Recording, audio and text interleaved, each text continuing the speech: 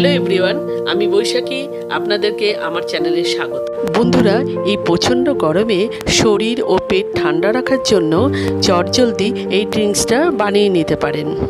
তাই প্রথমেই আমি একটা কাচের গ্লাস নিয়ে নিয়েছি, এর মধ্যে কয়েকটা গুড়ের বাতাসা দিয়ে দিলাম। আপনারা এখানে গুড়ের বাতাসাই কিন্তু ব্যবহার করবেন। এরপর নর্মাল জল দিয়ে বাতাসাটাকে ভিজিয়ে রাখবো। এরপর আমি পুদিনা পাতা নিয়ে নিয়েছি, এর মধ্যে থেকে কয়েকটা পাতা আমি ছিঁড়ে নিলাম। এরপর পাতাগুলোকে ভালোভাবে ধুয়ে একটু ছেঁচে নেব। এই গরমে পুদিনা পাতা কতটা উপকারী সেটা আমরা সবাই জানি। এরপর পাতাগুলো ছেঁচে নিলাম, ওদিকে বাতাসাটা গলে গেছে। বন্ধুরা, বাচ্চাদের যদি এইভাবে বানিয়ে দেওয়া যায় তারা কিন্তু খুবই পছন্দ করবে।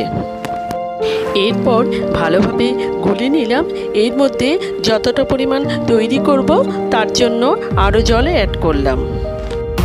এরপর সামান্য পরিমাণ বিট নুন দিয়ে দিলাম। এরপর পুদিনা পাতাটাকে যেটা ছেঁচে রেখেছিলাম সেটা দিয়ে দিলাম। এরপর দিয়ে দিলাম 1 চামচ মৌরি গুঁড়ো। মৌরি আমাদের শরীরকে কিন্তু ঠান্ডা রাখে। এরপর ভালোভাবে গুলে নিতে হবে।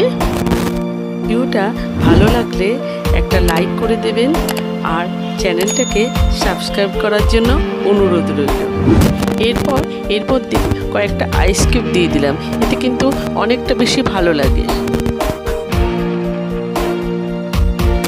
এরপর এর মধ্যে পাতিলেবুর রস দিয়ে দিলাম।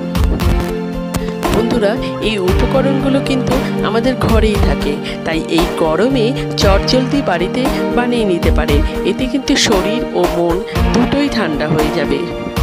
আপনারা যারা আমার ভিডিওটা যে যেখান থেকে দেখছেন তাদের পাশে থাকার অনুরোধ রইল। Till then, take care, bye by.